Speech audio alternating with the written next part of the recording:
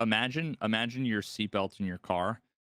Imagine it grew spikes overnight. So it's like every time you got in your car, you'd have to spend 45 minutes despiking your seatbelt. Mm-hmm. The fact that I get into an accident, the spike goes through my heart and I die because I didn't despike my seatbelt. That's the problem. It's not the fact that they can't make seatbelts that don't have spikes on them. Perfect I was metaphor, wondering flawless. where we were going for a while there, and then it clicked, and yeah.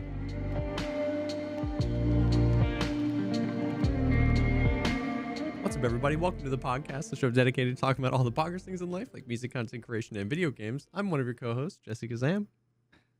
And I'm forked. I'm forked. I'm getting man, Get man, forked. my chess elo. Oh, the last couple days. Oof. Dude, that was a that was a really funny TwitchCon interaction.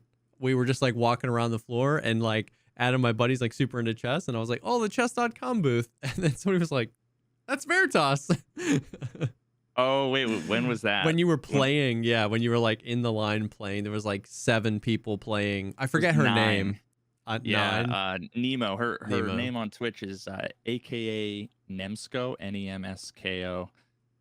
People call her Nemo. She's like a female grandmaster, or a woman grandmaster. I think it's a WGM. WGM. Yeah, so her elo is like 2200 or something. The fact that she was playing 9 different people and beating them. Yeah, she was doing a simul. If anybody's ever seen Queen's Gambit, yeah, you would know, like, that's what. But it's like they had Beth Harmon do, play a bunch of people yeah, all at once, and you basically make a move, go to the next table, make a move, go to the next, and I know that was us. real, but like it seems like such a movie magic thing. It seems like such a like the brilliant mathematician can do that, and it's like seems a little Hollywood, but like it's not. Like people can really do that. Like they can. Yeah, it's one store 9 games worth of chess in her brain. Well, she doesn't have to. See, yeah, I mean that's the thing. She can just like read the. I both want to like bring down to earth what that is, while also simultaneously saying, "Oh, that's impressive" for like other reasons. Yeah. It's obviously amazingly difficult. Yeah. To do. At the same time, basically, most of us there were probably somewhere between 20% and 40% of her like elo rating. Yeah. She's probably played since she was like 3 years old. Yep. Like basically, when you're that good playing against someone like me, who's like 700 elo, it's very similar to like if you were to have like a pro basketball player do like just a one-on-one, like 1st to 7 baskets against like a 6th grader. Yeah. It's just not even really hard. Yeah. You don't have to recall all of your wealth of knowledge about basketball. You can just like next and just out. Yeah. Just dunk on them. It's just trivial. That's funny. It's not a perfect metaphor, but yeah. Yeah. There was one guy who was like a 2100 or something. I guess he was kind of like not smurfing, but he didn't really make it super clear. So she ended up losing 1. So she won 8 out of the 9 games. But yeah, it's just like a different level. It's actually insane how I can just feel so. It seems like such a simple game. There's only so many pieces you can move, and only so many. But I'll tell you, there was a guy that came in who was, God, I always forget if it was like the University of Indiana or Iowa or Illinois or it was I think Indiana, but I'm not sure. I don't know. And he's like 2200 elo already, and he came in and like challenged me while I was live. And I was like, yeah, and it was like he literally developed all of his pieces, like moved the knights, the bishops, everything, and then undeveloped all his pieces back while I'm like moving all of my pieces out.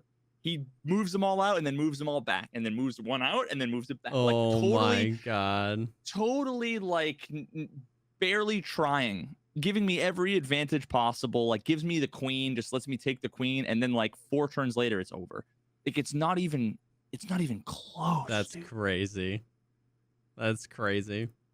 Yeah, I feel so utterly powerless. Yeah.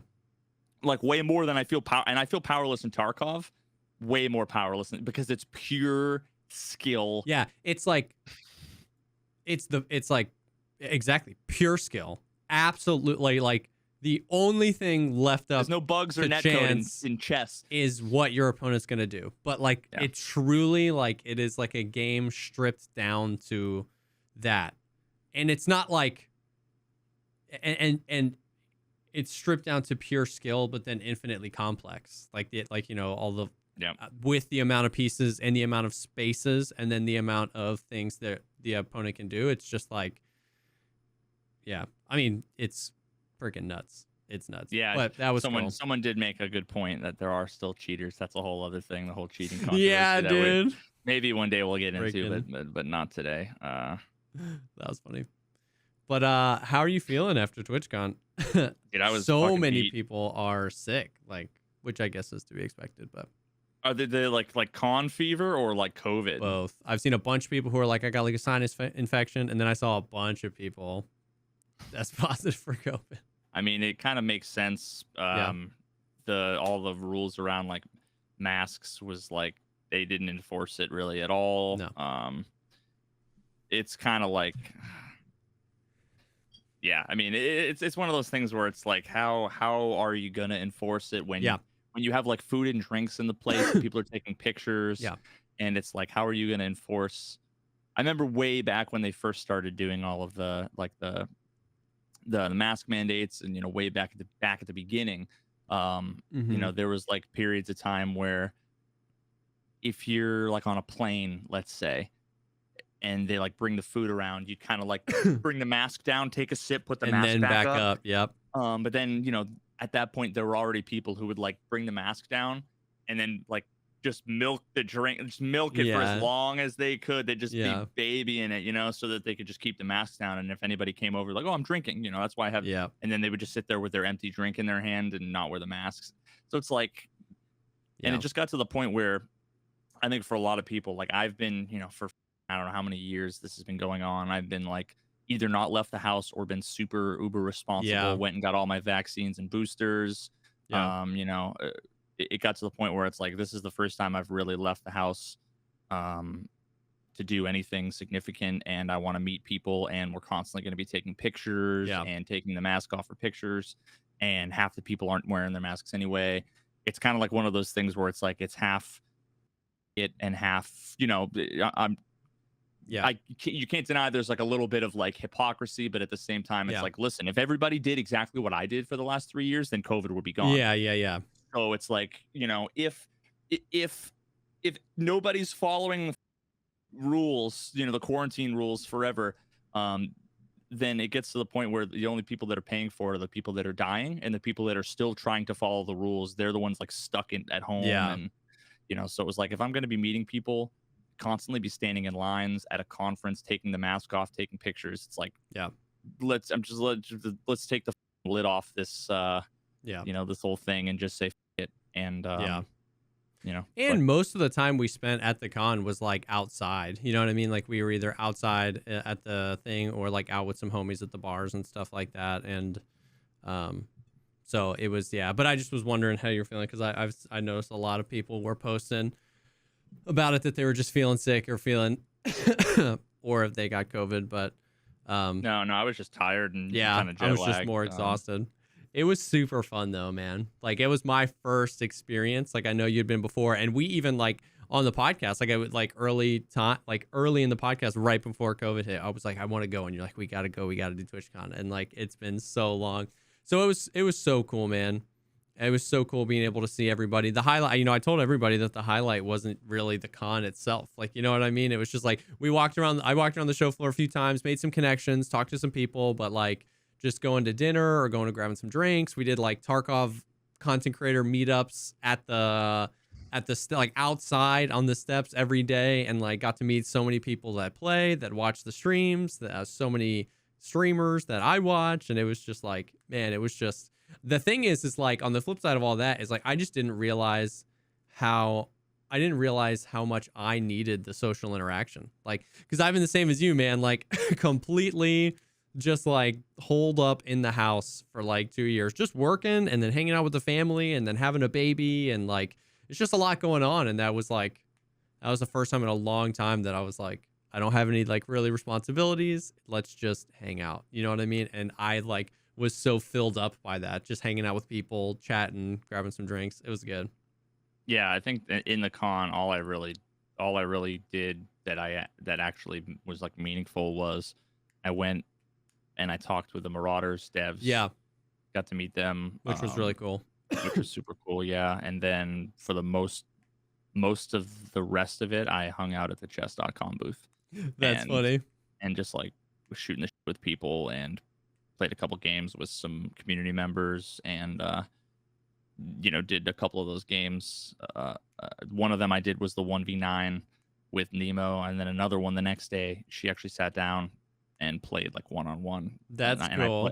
I played her there, and yeah, she once again she completely wrecked me. But there might be some fun collabs possible there, and Dude. yeah, there's some like something called Pog Champs, which was like this big thing that they did with like chess pros and streamers and stream not stream elements, what the f- is it called, Twitch Rivals. Oh, Twitch Rivals is like a thing, so hopefully I think I've got a few things lined up where I might be involved in one of those things in the future, so that'll be a lot of fun. that would be dope. Yeah, but I just gotta suck less. Yeah. But yeah, otherwise everything else was just meeting people. And Yeah. it's crazy how like I remember the first TwitchCon I went to, I think there were like 2 or 3 people that recognized me. The second TwitchCon I went to, there was maybe 10. This TwitchCon, it was like Yeah.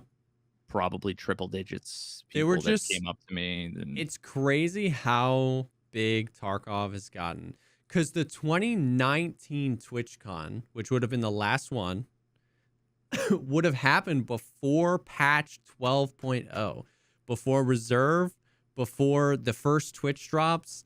Like, it was before Tarkov was like the insanity that it is. And so like Yep. it was crazy. This was my first. It was crazy to see. I mean, we like the police were like, you guys have got to move. Like our group, the group was like 200-300 people just chilling out there on the steps and along the sidewalk. There were so many content creators. There were so many fans coming up. It was just like, it was so sick seeing Tarkov like represent so hard. The Tarkov crew, it was a blast.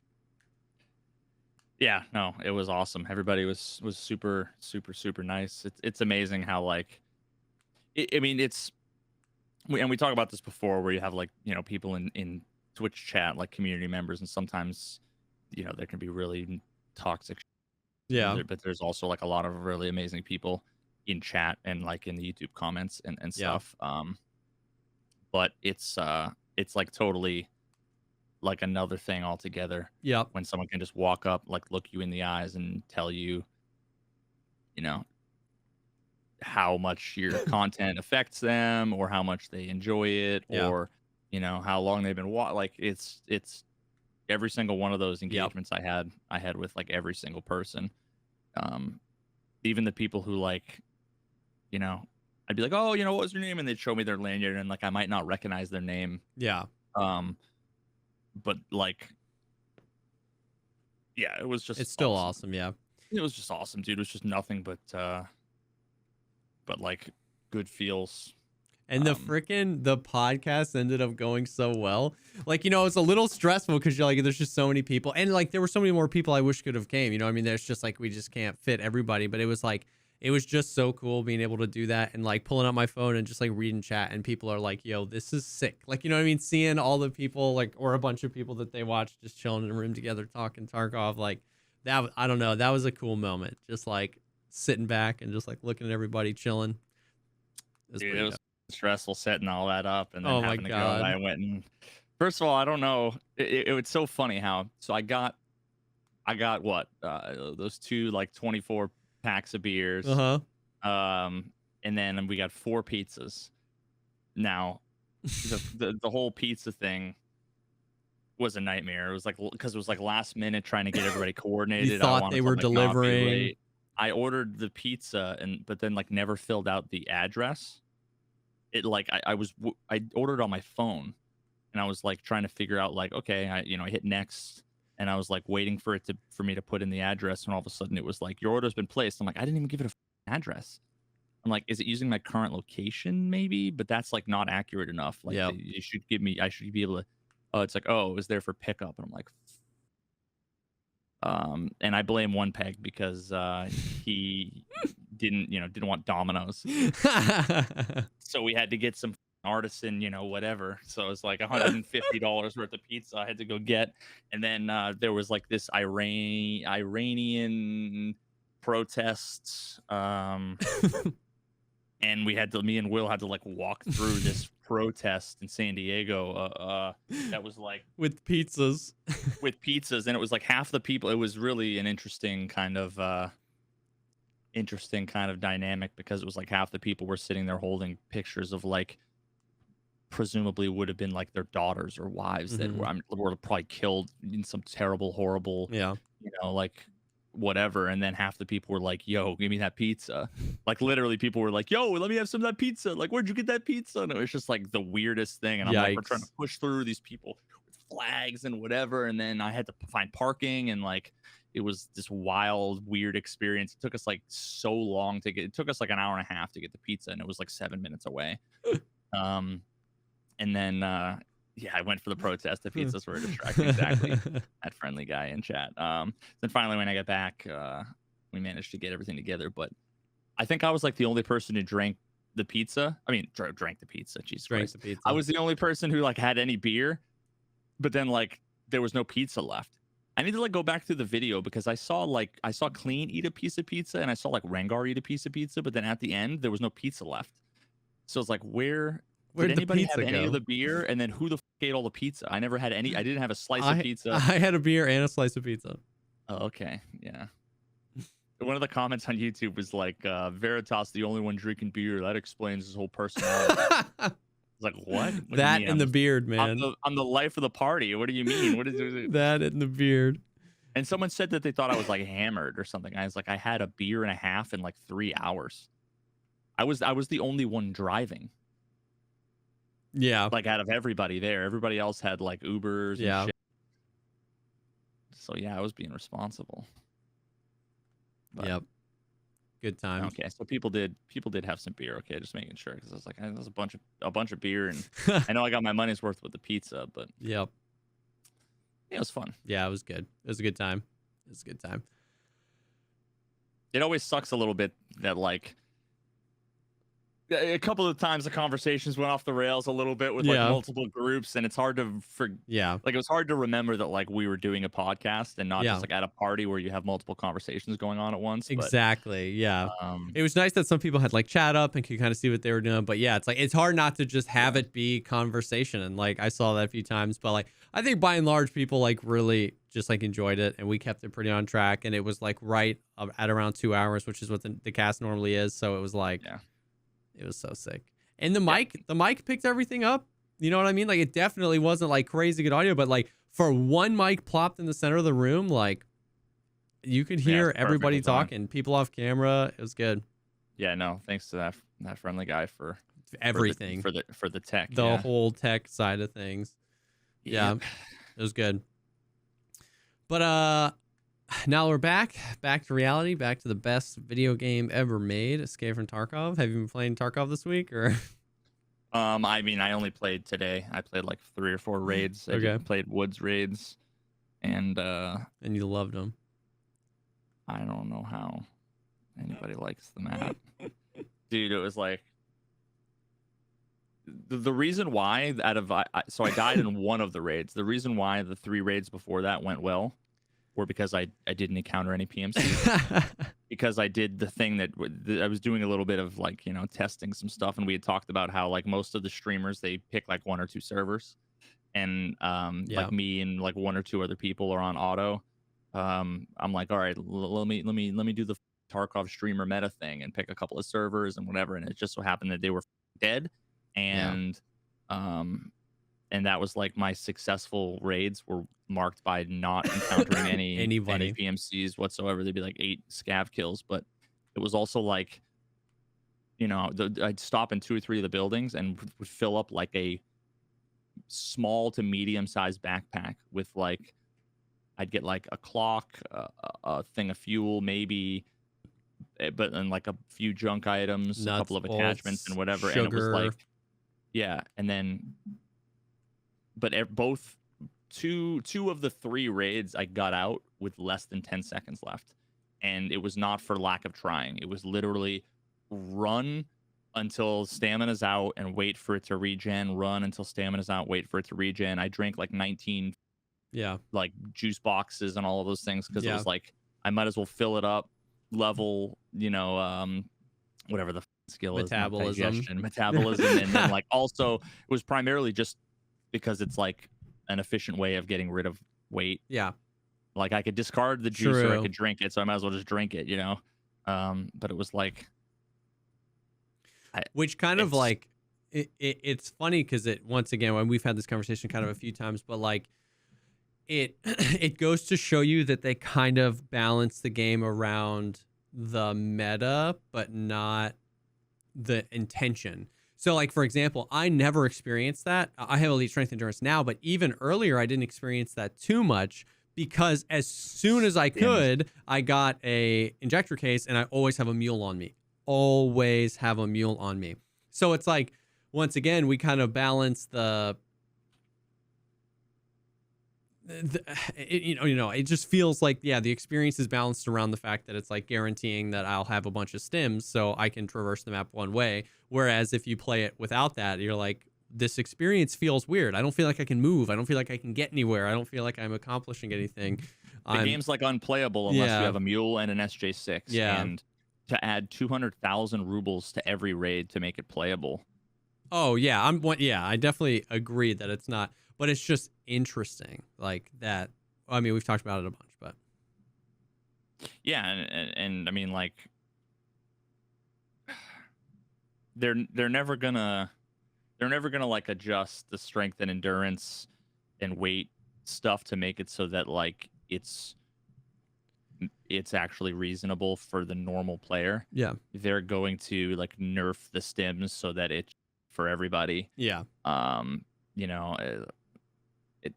yeah, I don't know. The problem is that it's because it's just become the meta that you do that stuff. If you ask anybody what they feel about the endurance or the strength, they'll think, yeah, it's not bad. They'll think because just get a mule. Because they, you know, they aren't thinking about the things. I mean, they might not even remember the mule and the SJ because it's just become just like pre-metting was a thing, right? You spawn it on factory and instantly you hit the golden star. Yeah. Like people say like, oh yeah, there's nothing wrong with your legs getting blacked out, or like you don't need an adrenaline system. Those people would never say that because they don't think about it because they've just made a habit out of some stupid thing that gets around the stupid design. Yeah, and my favorite is like when I die, like if I die and people are like, your fault, bro, you should have pre-meted.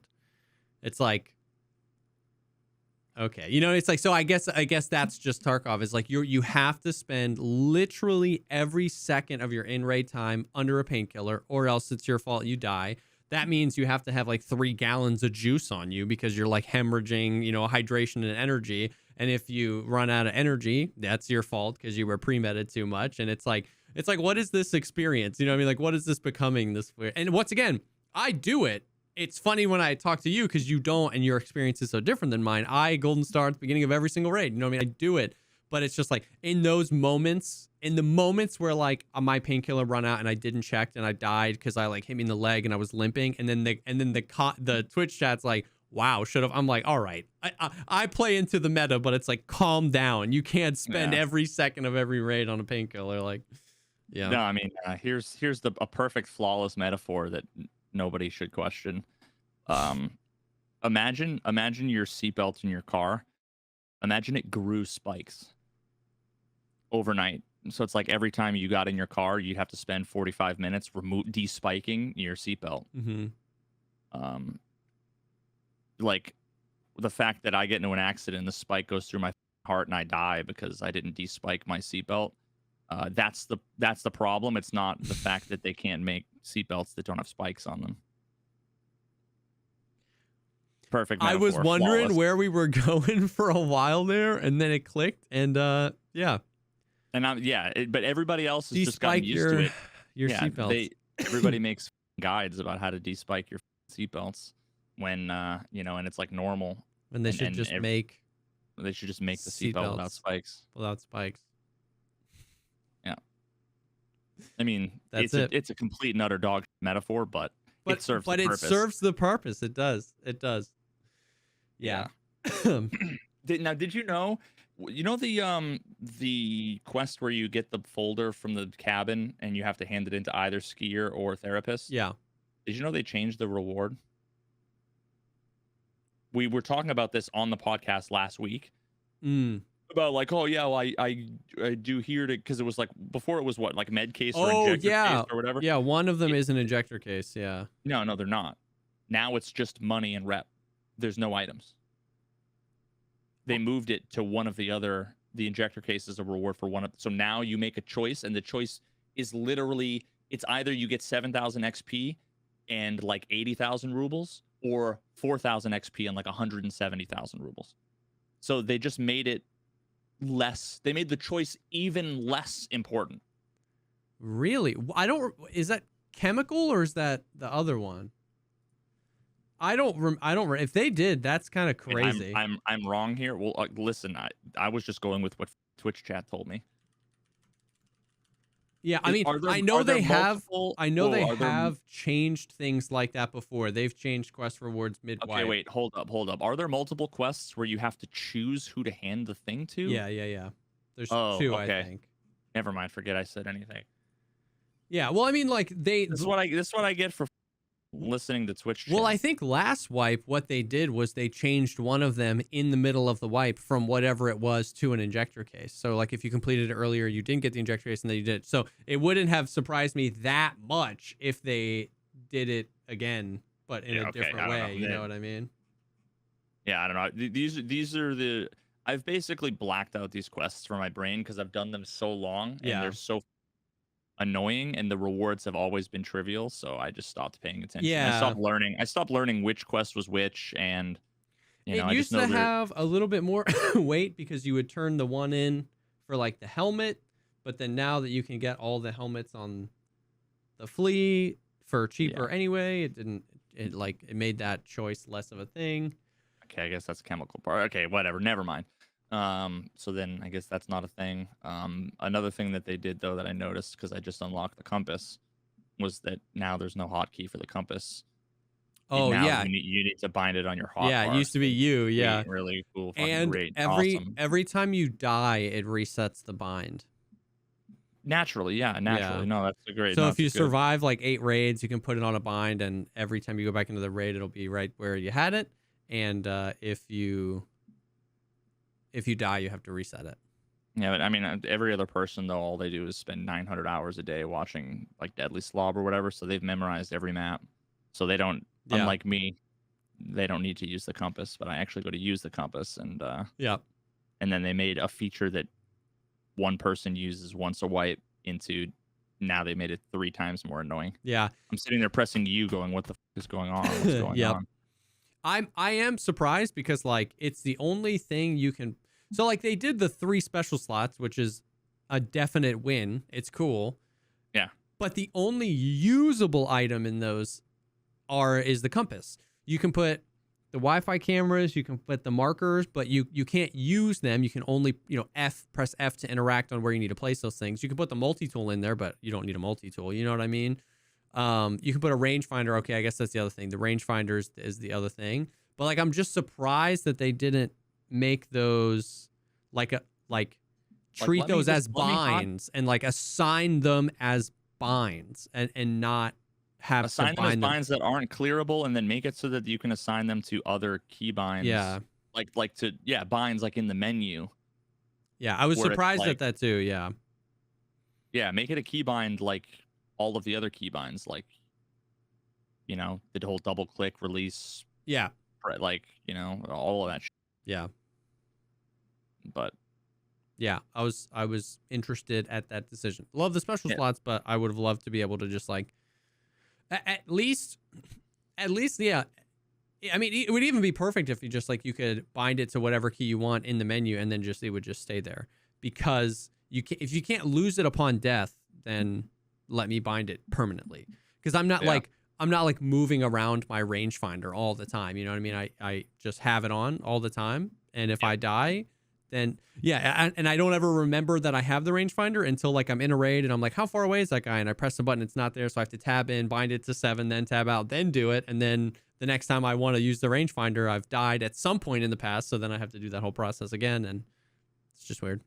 yeah. People in chat now are saying, and they were saying it back when I was doing the immersion raid earlier, when I actually had to pull up the compass.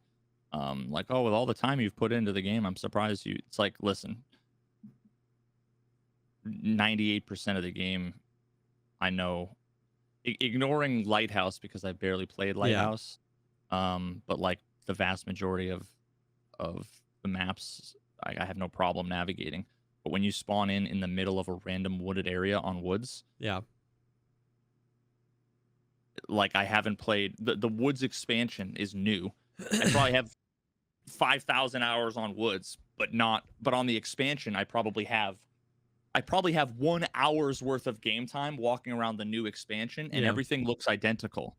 yeah, And half the time I'm sitting there trying to avoid landmines yeah. because I don't know where I am and they're not marked, which is more Oh yeah. not dog game design. So it's like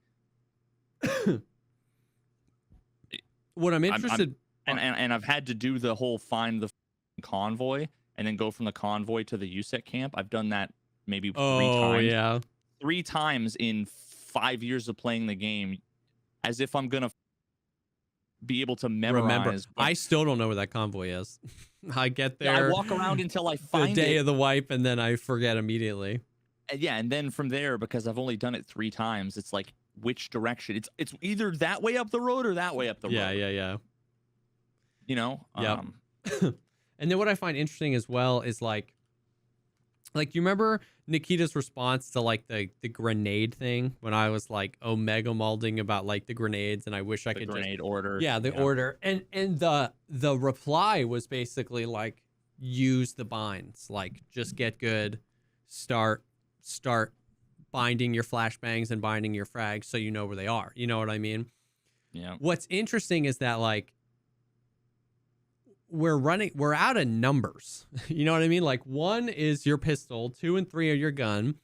Most likely 4, 5, and 6 are your meds, right? Most people bring a hemo, a heal, and a painkiller. Some people also bring bandages, so like they don't have to use their heal for their bandage, like, you know what I mean? But let's just say 3, it's say 4, 5, and 6.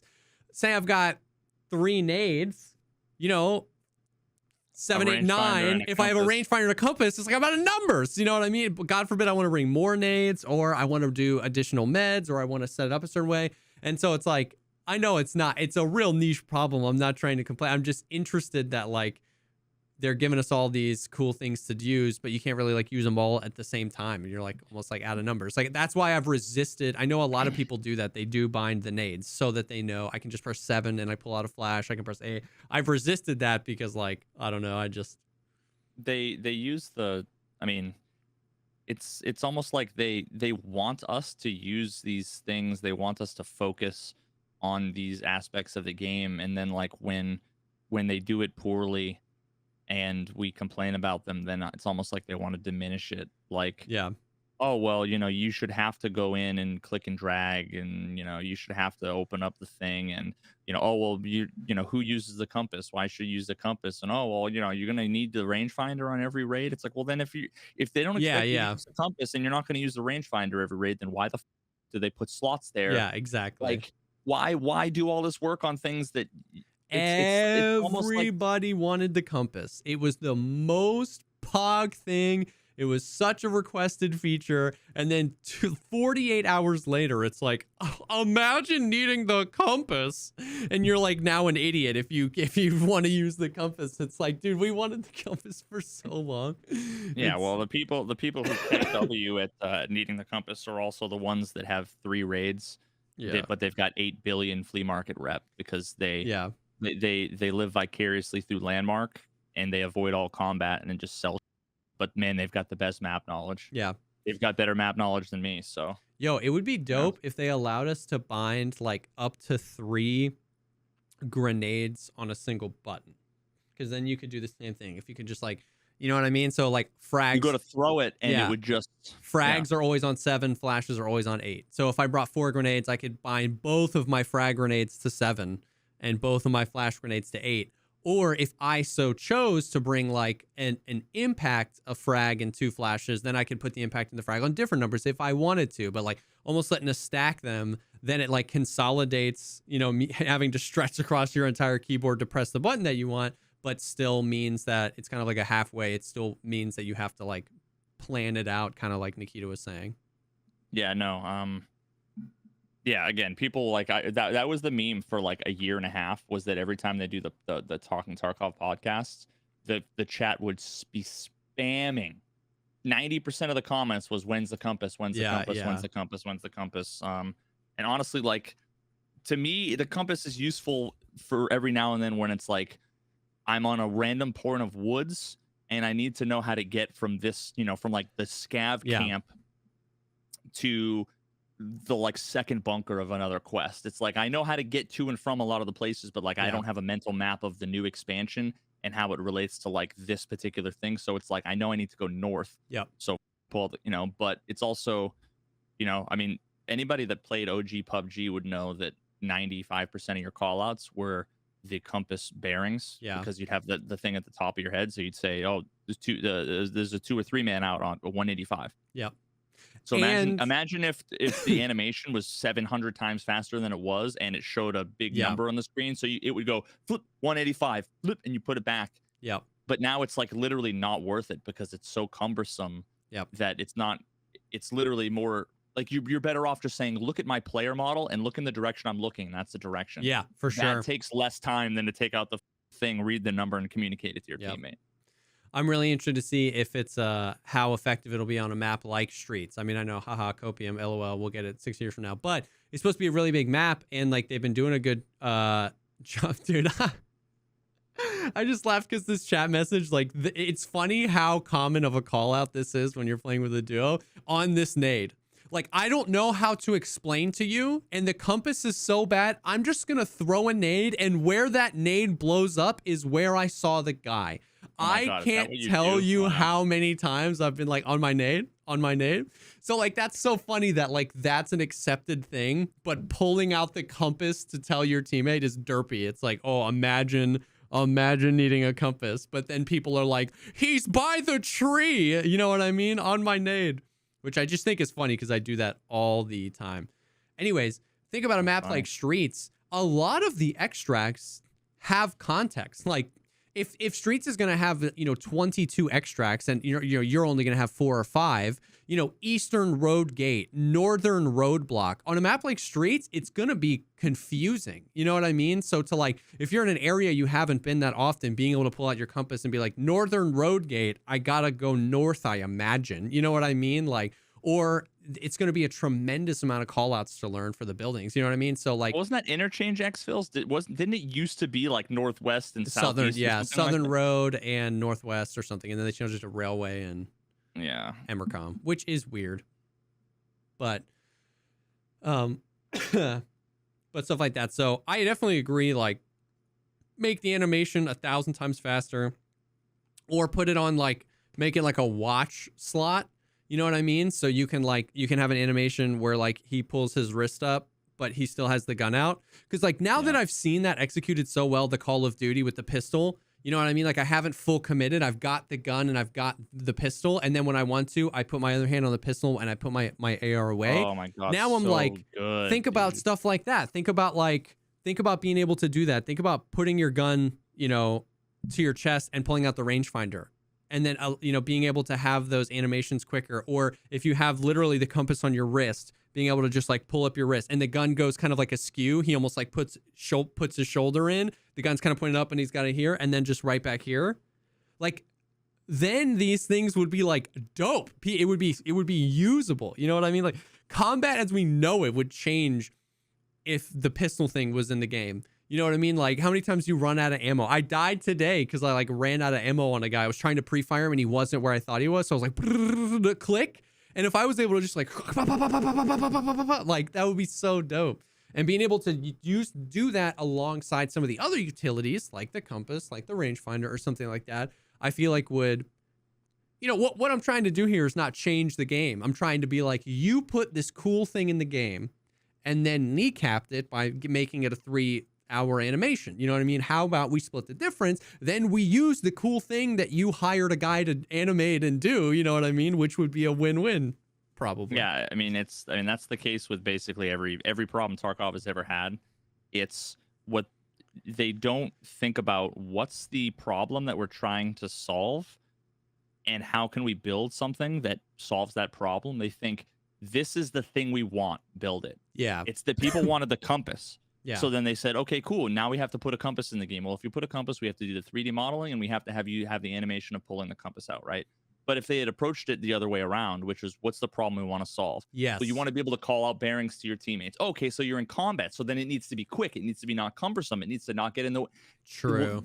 Every single feature, everything they've ever designed, from the flea market to the animations to all of the binds, all of this stuff, it's all done when someone has an idea about something, a good idea, and they might, you know, Nikita might have pictured a, you know, really cool animation, you know, where it's like, you know, you might go like this and you might just look at your wrist, right? He might have pictured that when he pictured the thing. But it got so far removed from that. At that point, he was like, oh, great idea. Imagine this really cool, you know, and he puts it on a list as compass. Compass, yeah.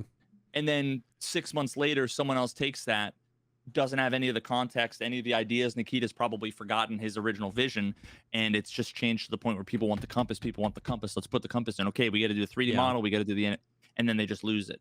Yeah. But when that's what happens when you come at problem solving from, we have the solution already, as opposed to what's the problem we want to solve. Yeah, what's the problem we want to solve?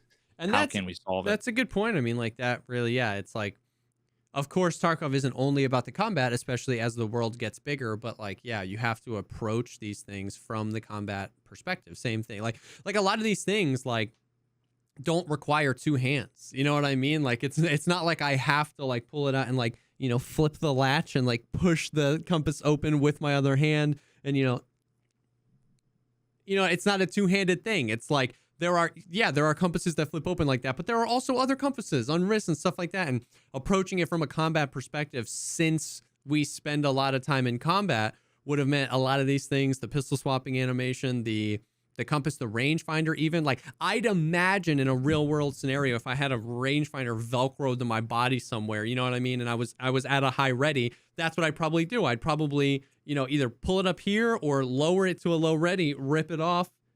It's a literal one-handed device, you know, but it just feels like it's got to be this like, all right, you know, I'm going to open my Pelican case. I'm going to set my AR inside. I'm going to check the chamber. I'm going to close it. I'm going to pull out my rangefinder, you know, and it's just like, I just want to shoot this guy. You know what I mean? Oh, wait, I have to tab in. I have to assign the rangefinder to number 7 again. We have to tab out. Then we have to hit number 7. Then You also gotta know, okay, so he's if 300 meters away. Like he's 300 meters away, then you have to think, well, what round do I have in my magazine? Yeah. Because that might change it, you know, depending on the bullet I have. If the person's 300 meters and I'm 0 to 300 meters, which, you know, you can only do on a handful of scopes, even some like 6Xs, you can't like 0 out to 300 meters, right? Like you're like limited to like 150 or 200. I forget what the limits are, but like even then, depending on the bullet you have, if the target is at 300 and you're 0 to 300, your bullet will hit high or low. So then even that, it's like, what's the the rangefinder is an item that, as far as I can tell, has only ever been used by like the most serious of RP sniper dudes, which basically is tower, and that's probably it. And by me in offline mode to show how other things of the game are broken. It's basically just like, I want to see how far this is. So when I To prove your so friend wrong. so when I guess and I either hit it or miss it, you know what I mean? It's like I had my longest shot. My longest shot was I was playing with my homie Ben on Lighthouse, and I was just like scoping out. I was memeing around, scoping out. I was like, I wonder if I can see any PMCs all the way on the hill. And I was like, Ben, I see one. I just saw a head. And I was like, I have no idea how far away this is. He's like, that's got to be 600 meters. And I pull out the rangefinder and I put it right on him. It's like 680 meters. And I was like, I mean, that doesn't help me. You can't zero any of them to 680 meters and stuff like that. So I just guessed and I hit the shot. First shot, headshot, suppressed DVL with a voodoo. Doink. He fell over dead. And it was basically the only thing the rangefinder helped me do was just in that moment go, I just hit a 700-meter shot. You know what I mean? Like, and not like have to go get the tag to see that I hit a 700-meter shot. Yeah, you know, exactly. It was still just a guess. Like, yeah, and it's not like you didn't line up on the 7th. Ripped it up to zeroed for 300, put 3 or 4 more dots up, and just like closed my eyes and clicked, and it worked. You know what I mean? Yeah, and even that, you might have made the same shot, and just depending on the roll of the dice and the MOA of the gun, it could have just been a miss. Yeah, if I had M80 as opposed to M62, that same exact shot could have been a miss. Yeah. Yeah, I mean, or even the same bullet. Again, if you have some randomness on the spread, the accuracy. Yeah, true. Whatever the MOA was. Yeah. It literally, you clicked mouse 1 and they rolled the dice and it said if it was a 3, 4, 5, or 6, you hit your shot. If it's a 1 or a 2, you don't hit your shot, and you just got lucky. And but there are times where you'd get unlucky, where you'd have a brand new gun, and it would just be an unlucky. But then it was like, well, was my zeroing off? Was the scope broken? Is the FOV glitched? Was it hit reg? Was it the net code? Was the bullet wrong? Was it the accuracy, the MOA of the gun? Was it because it had a suppressor? Was it because there was something that was called like that they were behind, but you couldn't actually see that they were? But you don't know. I saw the tracer, but is the tracer exactly where the bullet goes? I don't know. There's just too many things that it's like. Yeah. But yeah, I'd love to see more of the utility be more usable. And I think I think as the game develops, there'll be more reasons to use stuff. Like I said, I think even the compass right now in its current form will be helpful on streets because it's new and it's not something that like most of the player base has already mastered. And then because to me, like a big giant map like that is way more useful. Lighthouse was when they added the compass. And you don't really need the compass on Lighthouse. It's just one long skinny map. And once you realize like the rogue camp is north, there's really no east-west going on. And the only the beach ambiguity is south and the freaking rogue camp is north. So they added that with the compass. All the other maps we had already known really well. And that was the map that you need the compass the least. Yeah, for me, there's really only like 3 areas that are, and they're not big enough where it's that big of a deal. Like woods can kind of be a little bit worse, but like if you spawn in over by where like downed helicopter is, but like back there in the wooded area where it's like it's just trees and there's rocks, that can be confused for out back behind the rogue camp, like where the mines are, where it's like you spawn in and all you see are rocks and trees, and you're like I just run to a rock to see like, oh, I see the little sunken village over there, or oh, I see the helicopter, or oh, I see the rogue, the not the rogue camp. Well, I guess the water treatment plant, rogue camp, the water treatment plant. Yeah, so it's like, but but so it wasn't very necessary on Lighthouse. So, but I'm interested to see like a much bigger map. You know what I mean, like Lighthouse or like streets. Even woods, like if the full woods map that we have now released today, the compass would probably be pretty helpful to a lot of people. You know what I mean? Like, I don't know that it's going to be relevant on streets because it's like if you're outside the buildings are unique points of interest, so you can get your bearings like that. Trees and hills are not unique points of interest, so you can't unless you get some other context around like, oh, there's a USEC camp, then you can kind of get your bearings. But like, I've never been lost on interchange. I never got lost on customs. Yeah. The only time I ever get lost on customs is if I spawn in over way back, like where the train is. Yeah. Where it's like, okay, where am I? Sometimes I think like I'm going one way, but I'm going the opposite way, like all the way in the back. but then like once you find that little encampment area with like the walls and there's like a couple of crates and like a truck and that Yeah. little hut there, it's like, oh, okay, now I know where I am. Yeah. But otherwise, there's only one area of ambiguity. Everywhere else has points of interest that you can, like landmarks. Yeah. True. So, True. I mean, we'll see. oh, I did some performance testing. I remember we had that little bit of that debate, me and One Peg, about the performance stuff. I'm glad you brought that up, because like I want to hear your testing, but I also want to like, because I had people ask me about that too, and I was even scared to like answer because I didn't want to like accidentally further misrepresent what you were trying to say, because I'm not smart when it comes to that. In that, yeah. So like, what's the like complete unabridged, or what's the complete, I guess, more TLDR of like the original statement was like more PMCs is going to have a huge effect on FPS.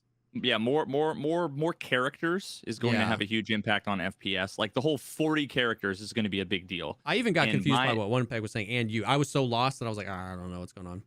Yeah, and my hypothesis is that 40 characters is not that big of a deal. That what is a big of a deal is having a huge map with a ton of boxes and crates and walls and doors. And so let me like, is this correct? You're not saying adding characters is going to have zero effect, but that it's going to have a relatively insignificant effect compared to adding 6,000 duffel bags, 420 lockers, 360 locked doors, potentially 10,000 additional loot spawns that have a yes or no chance, computers that. So it's just that it's just. And I have a test that'll demonstrate that FPS like the FPS drop from a map 4x the size, more comes from 14xing all of the other data and less about 3xing player count. Yeah, so let me just show you an easy way to do, and I did a lot of different tests, a lot of different things, but here's a good example. I was standing there in the middle of customs. This was in like a co-op raid, but there were 12 of us. Yeah. 12 PMCs standing in front of me, and I'm getting 80 FPS. Yeah. Okay. 11 of the PMCs disconnect from the raid, and I go up to 90 FPS. I look down at the ground and I go up to 120 FPS. Yeah. Okay. Do you know? You probably do. Do you know how Tarkov works? What is it rendering? Is it rendering my field of view forever? Or is it like rendering? Because I know at one point you had talked about how like Valorant's really interesting like that, where it only renders what your player would be able to see, and that requires a lot of intelligence on that end. Is that because that's what my intuition tells me, because like you said, I can look down into a corner and then obviously ping my frames to 120 and then I look up. So it's got to be somehow related to what I'm seeing. Is it rendering everything on the map at one time, or do you not know? I mean, I have no idea. Okay, like the only way that I could do that is if I had a free camera. And I actually showed this on my Satire V channel. If you watch the videos I do on Super Mario 64 and Ocarina of Time, I have segments in there that talk about how like the levels are like generated, and I like free cam, and you can see how like in the beginning area where Link like crawls into like a little tunnel and he crawls through. If you free camera out with like a hacked version of the ROM, all you see is like where you're coming from, all of the little fencing and the grass and the walls and stuff, and then the tunnel, and then like nothing on the other side of the tunnel. As soon as he starts to lower down into the tunnel, you see then the opposite side of where he's crawling to, the little area with the grass and everything, pops into existence, and he crawls halfway through. And once he gets halfway through, everything on the other side from where he came from goes black and completely is unloaded. Yeah. And you can literally just like crawl an inch forward, an inch back, and you see like pop in, pop out, pop in, pop out. And it's like where he's going, where he's coming from. I don't know how Tarkov works. I don't know any of those things, but all I can say is that if you stand in one spot, and you can do this, and you can do this in a raid, whether or not there's players or not, it doesn't matter. You look in one direction. I can go from 70 FPS to 120 FPS by looking down, looking north, looking west, looking up, going inside a building, looking down.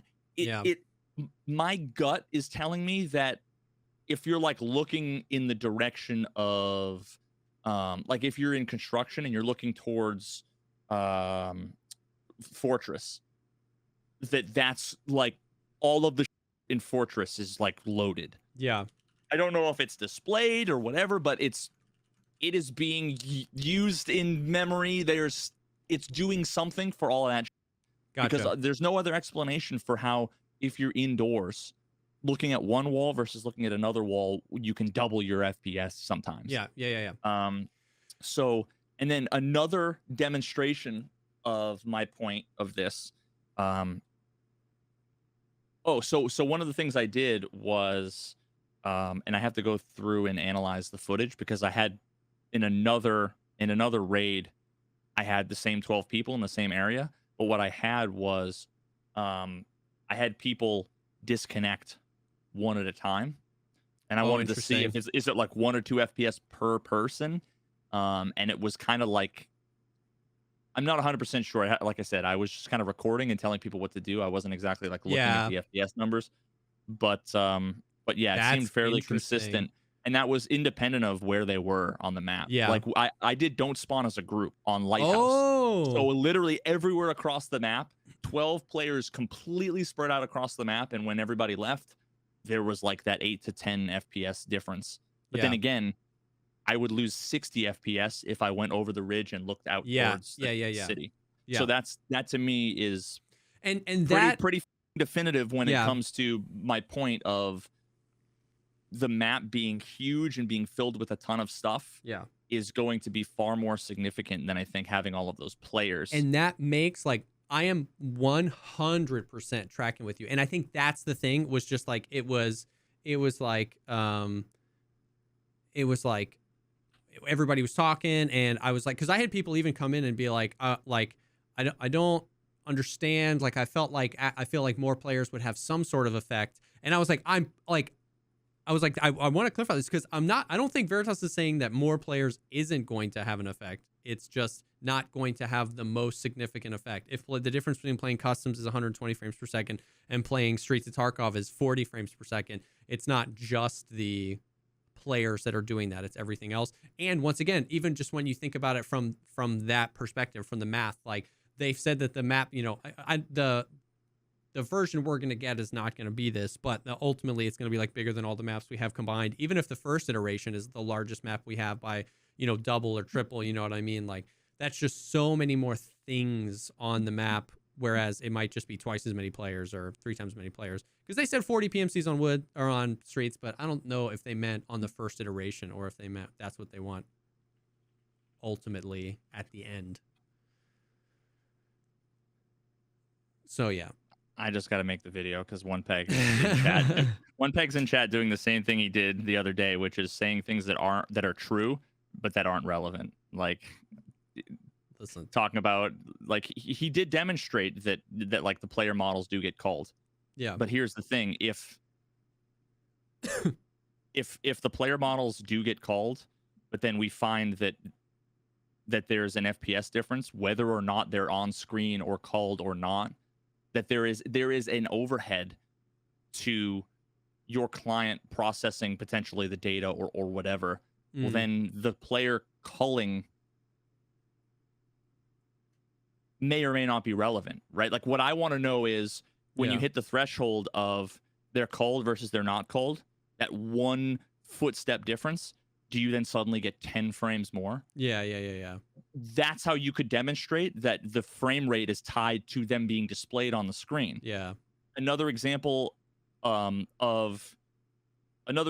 this was, I went into offline mode because we talked about how the whole, oh, well, then why is it, one of the things that he had said was, why is it that when you go into offline mode and you put on horde mode, does your PC completely shit the bed?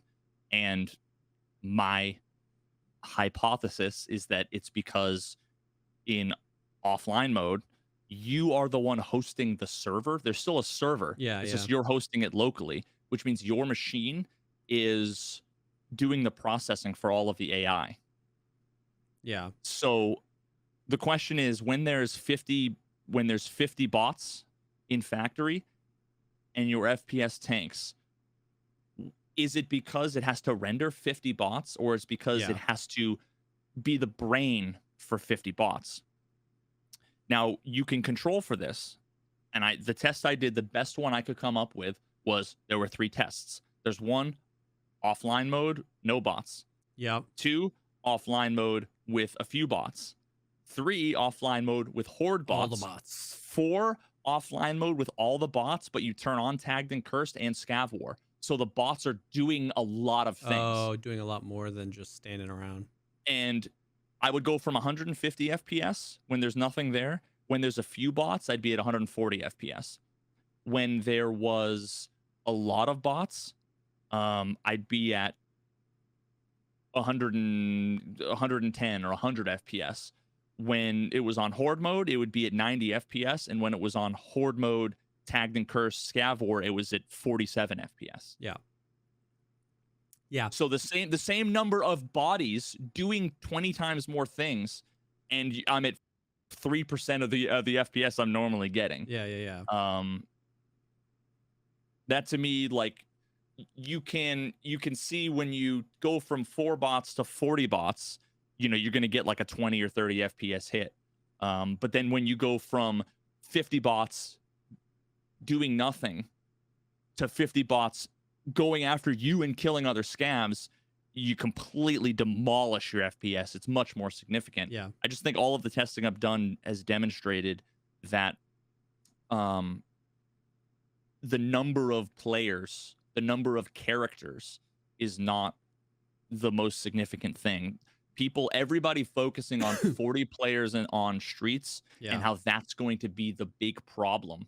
I don't think it doesn't make logical sense, and it also doesn't stand up to the evidence. It's absolutely, all of these things are relevant to the frames, right? Like we demonstrated that you lose 10 frames when 10 people disconnect. Sorry, you gain 10 frames. Yeah. But again, you can get 4 times that by looking in the other direction. And I think that's the thing, is like I feel like we're like it's easy to get into the weeds of exactly how much of an effect the amount of actors is going to have, you know what I mean, and all the nuance around that. But it's like at the end of the day, nobody's saying that having more actors is going to have no effect. It's just when Streets is playing at 40 FPS. And people are saying, "Oh, like why don't we just lessen the amount of PMCs? That'll fix it." It's, you know what I mean? It's like going to offline mode is going to run like no matter what. That's the importance, I think, of this conversation, is that like for the community to understand if there is performance issues, you know what I mean? Like it's that the players won't be the most significant source of running your PC down to 13 FPS. And yeah, if they did half the player base, you might get 7, 8, 10, 12 additional FPS, but you're still processing the innumerable amount of data with all of the places, all of the AI doing things, all of the loot that's being generated, all the different places that have loot, all the different buildings. Like it's all that additional information because you're scaling up the map. And a great example is just the fact that like Reserve and, I mean, I guess I don't know if this is an example, but Reserve and Lighthouse, I saw somebody say this, both ran like absolute garbage when they first came in, and then they both have done tons of optimizations and they run better, not great, even though the player count has remained the same. Like they've never reduced or increased the amount of PMCs on Reserve or Lighthouse. They've just like optimized, I guess, all of the rest of that information or something like that. And again, I don't like disagree that all these things are relevant, but people say, I already know that what people are going to say is, oh, well, you say 10 or 15 frames. That's huge. It's going to be significant, because of all. Yeah. And all my response to that is, I go up 15 frames when I turn 3 degrees to the left. Yeah. It's already so. Literally everything. I will go from 30 frames to 150 frames within a 20-second span where I'm just changing my environment and running around. Yeah. So when people say, "Oh my God, if I'm losing 20 frames because of 40 players, that's going to make the map unplayable," my whole point is that that's the least of your worries, and it's not about the number of players. And the same can be said for netcode. There's no reason why there's no reason why, you know, quadrupling the amount of data should be relevant to the issues with the netcode. The issues with the netcode, it doesn't have to do with like throughput. It has to do with the fact that like your tank has giant clogs in the middle of the tank. Like the filters on one side of the thing Yeah. are all clogged.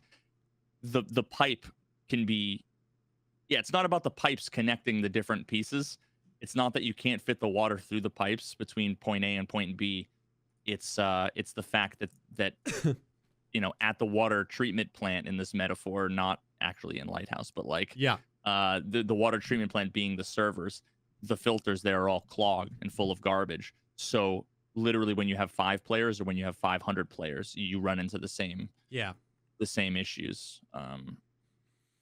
But again, I'm sure it's not going to be made better having more people. Yeah.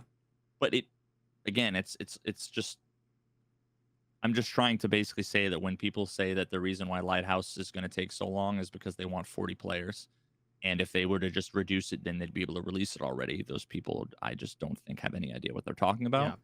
Yeah. And if they're right, they're probably right by accident, and they need to actually come up with logic, reason, or evidence to substantiate what they have to say. Otherwise, I'm going to tell them that it's baseless. Yeah.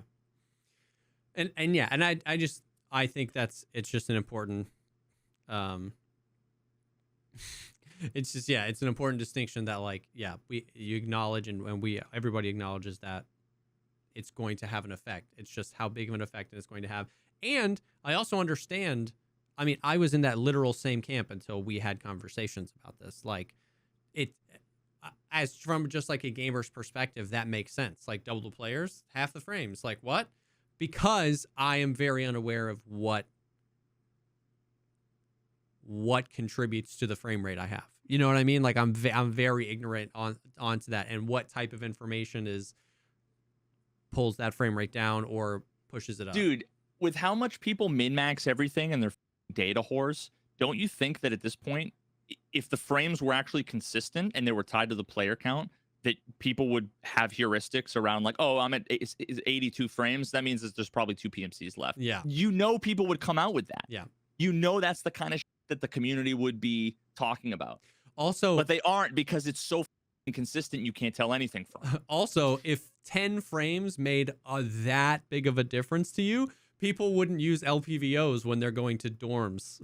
You know what I mean? Like, so like, exactly. Like, you know what I mean? I get going woods and having a sniper, but people go to like close quarters part, you know, people go to reserve and go underground and run LPVOs. It's like, as soon as you ADS, you're losing 40 frames. If 7 frames, if 15 frames, if 18 frames meant that much, run a red dot and keep all your frames. You know what I mean? Like, yeah, one peg said people did that in point 10. They didn't do it in point 10. In point 10,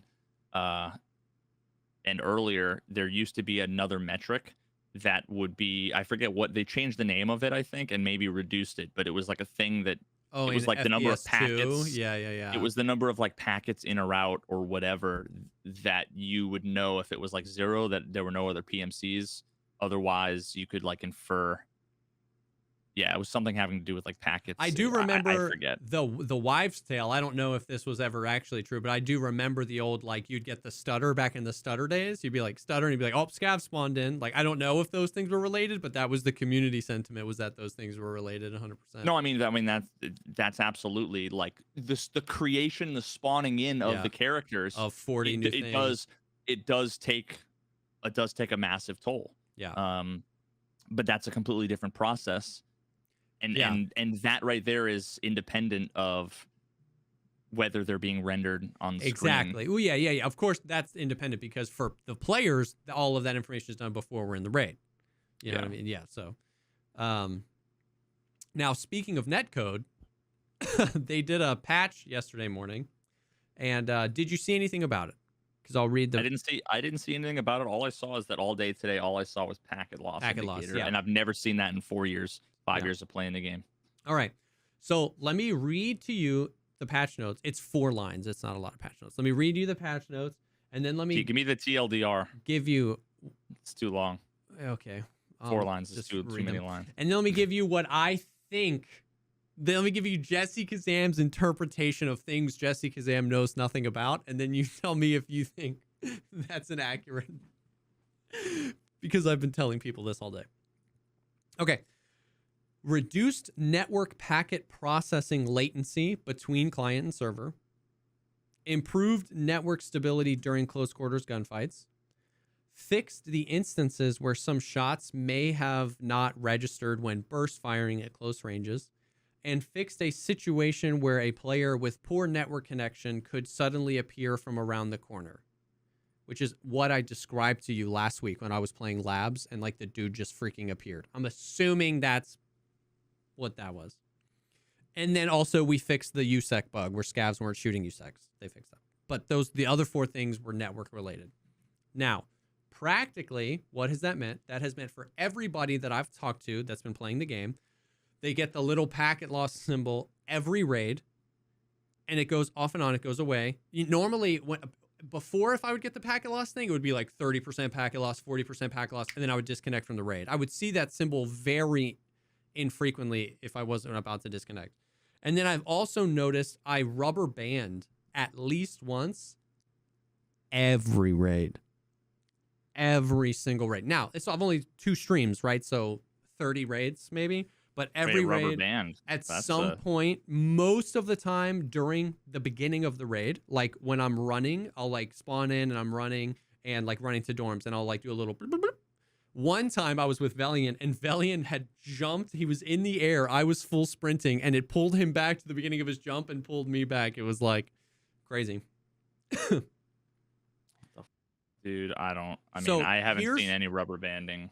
Here's what the rubber banding tells me, and I have been very careful to preface this on stream with, I am making this up. Jesse is dumb. Very, very explicitly saying this. But here's what the rubber banding makes me think.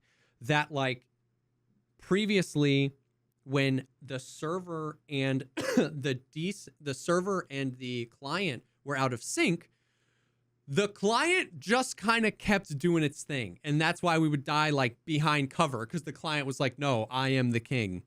And it feels like what's happening is the amount of desync is the exact same. It's just that with this new update, the client is actually being like, oh no, I'm out of sync, and like trying to freaking catch up. You know what I mean? Like, it's almost like the rubber banding is like the client admitting you're the master and I'm trying to do that. Whereas before, I would never get rubber banded. Even when the desync was crazy, I would die behind corners or whatever, I would never get rubber banded. And that made me feel like my client was trying to like retain control. And then the server was like, no, you're dead, bro. You know what I mean? So. I mean. I'd made it up. I don't know. Rubber banding, like people have historically thought like rubber banding in Tarkov was a bad thing. And I've been begging for rubber banding forever because that what that is like rubber banding is the server saying no, and the client saying yeah, you're right, and the client being like, okay, you are in charge. That's what I'm saying. That's the reason why when I made my netcode video, I basically said, as far as I can tell, it seems like movement is client authoritative. Yeah. Now, after talking with Nikita, it was one of those things where like I think it was safe for me to have said back in the day that it was effectively client authoritative. Okay. But here's the thing. Imagine you have an authority, right? And imagine the authority says okay to everything. Yeah. Yeah. If the server says okay to everything, technically it's an server authority. authoritative. Yeah.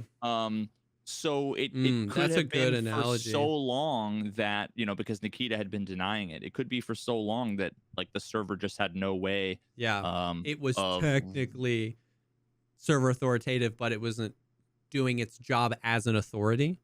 Yeah. So rubber banding, I've only ever seen rubber banding like twice before. And it was always like, whenever I saw it, I was like, oh my God, this is amazing news. I've gotten it at least one time every single raid. And yeah, so like, once again, making it up, it feels like, because the number one question 4 of the 5 lines of the patch were directly related to networking. You know what I mean? Like, so everybody's been coming in and being like, did they fix desync? Is desync gone? How's the desync? And my gut is telling me that the desync is the same, but how my client is then responding when being told there's desync is changing. People on Twitter are definitely complaining that the desync's worse because they're seeing the packet loss thing and they're seeing the rubber banding. But when you think about it, like, A, kind of like you were saying, rubber banding is a little bit more honest. And B, if my client gets out of sync 4 seconds before I get into a firefight, but my client refuses to acknowledge that, I won't notice I'm out of sync until I'm dead behind the wall. But if my client gets out of sync 4 seconds before a firefight, and then I rubber band a tiny bit, and now I'm back, by the time I get to the firefight, I might not be desynced. You know what I mean? Like, so that, at least in my brain, is like, yeah, you might stutter around a little bit more, and that might happen in combat and suck, but let's wait it out and see if it's maybe a little better first. You know what I mean? Yeah, and like, look at a more ridiculous example. Imagine, you're in the hallway of dorms, and the other guy is, like in the corner in one of the rooms in dorms, right? Yeah. Like maybe he's in marked room. Imagine you unplug your router, you sprint to, sprint behind him. He's just going to be exactly where he was, right? Yeah. You sprint behind him, plug your router in, and then shoot him in the back of the head. What the game should do is when you plug your router in, teleport you back into the hallway. Like, no. It shouldn't say, oh, you're in the room. Okay, cool. And then you shoot him in the head. Yeah. That's the difference between, client authoritative, server authoritative. And that's what rubber banding is. Rubber banding would indicate, like, no, you're not supposed to be here. The last time you communicated with us, you were here. Yeah. I'm ignoring everything you did. Any shots you fired, you could be laying into the character while you're disconnected, right? And his head would be going, oh, and he wouldn't be dying because the hit registration is server side. And then you'd get teleported back, and the guy in the room would be none the wiser. Exactly. And it just feels like, of course, I want it to get better. But if the desync is going to be the same, I want that. I want, because that's the thing, is like, so many deaths, I die and I'm like, that's so frustrating. But like, he didn't know, like, which one of us was in charge? You know what I mean? Like, which one of us was in control of that fight? And then same thing when I kill people a lot of time, like when you kill a dude that's like oblivious to like your flank, and you're like, man, did he even freaking hear me, or did he even see me? Like, I'd rather it just like keep everybody. Now, I'd rather it just be better, you know what I mean? Obviously, so that it was server authoritative and there was less rubber banding. And I'm, once again, I feel like I have to keep saying this. This is all under the caveat of like, I don't have insider info. Nikita didn't DM me to like leak this information on the podcast. I am making this up based on the knowledge that I have. So we have to see, like, we have to see how it plays out over the next few days. We have to, or weeks, months, I don't know. But it just felt like, kind of like what you were saying, rubber banding is generally considered a good thing compared to what we've had. Because here's the thing, like, rubber banding it's a sign that there is something wrong and that the server is fixing it. The thing is that we've seen that something has been wrong forever without any evidence that the server has been fixing it. Yeah. So, like, obviously, we don't want rubber banding. We don't want rubber banding. But rubber banding, it means that, like, our drug addicts sibling has finally taken responsibility and has gone to rehab. It's like, we're not at the finish line, but at least there's progress. Yeah, they've admitted they need help. They have a problem, and that's, ultimately speaking, that's really the most important thing. Wow. All right. Well, that's it. That's the patch. I mean, it's like, that was it. It was I found it funny how many people thought there was going to be like content or like Lightkeeper or something. And it's like, in general, if you're listening to this podcast, let me just tell you, like, I know that BSG surprised us with things before and delighted us, but like read the tweet and expect exactly what's in the tweet. You know what I mean? They were like, they tweeted, "We are going to do a technical patch," and everybody was like, "Lightkeeper," or what if it's Streets, or like Arena first test, and I'm like, listen, if it Wasn't says, every patch a technical patch if you think about yeah, it? I don't care. Think Everything. of every If you want patch that to way. if you want to update the software, dude, that sounds technical to me. I Just understand. I saying. understand. But when there's a wipe, they tweet, "We are uploading patch 12.13 and there will be a wipe." When there's a technical update, you know what I mean? Just assume it's that. Just assume it's that. You know what I mean? Don't let anybody else's copium cloud your judgment. Nah, dude, it's a language barrier. Yeah. They mean exactly what you wish that they meant. Yep. So yeah, I don't know. But yeah, so they did the patch. That was cool. You know, it is definitely just kind of stirring the proverbial pot because people see it as worse because they see the desync thing up in the corner or they see some rubber banding. I wanted to get your opinion on it being way more technical, but I kind of saw it as a potential good thing as well. Yeah, I don't know. That's that. I mean, yeah. I mean, I'm more amazed that they talk about bullets not registering when you're like spraying nearby and Yeah, like whatever, and it was like fire. yeah, burst fire. Like what the Yeah, what was that? It was like fix the situation. I fix instances where some shots may not have registered when burst firing at close ranges. It's like, oh, okay. So then, The so 7 people that use burst fire on the vector. well, no, I don't. Wait, I don't. Who knows? Well, wait a minute. I didn't take that as burst fire, like burst mode. I took that as like, I mean, a burst of fire. I don't know. yeah, like, I mean, I'm just thinking about all the clips that I've shown 8 million times where, Yeah. I'm like close quarters and all of my bullets are just going around their head and there's aim punch and blur, and it's like, oh, you mean to say that some of my bullets might have actually hit, but they just weren't registering? So it's like even worse. Yeah, I didn't even take it as burst fire. Yeah, I have no idea. Who knows? Jesus Christ.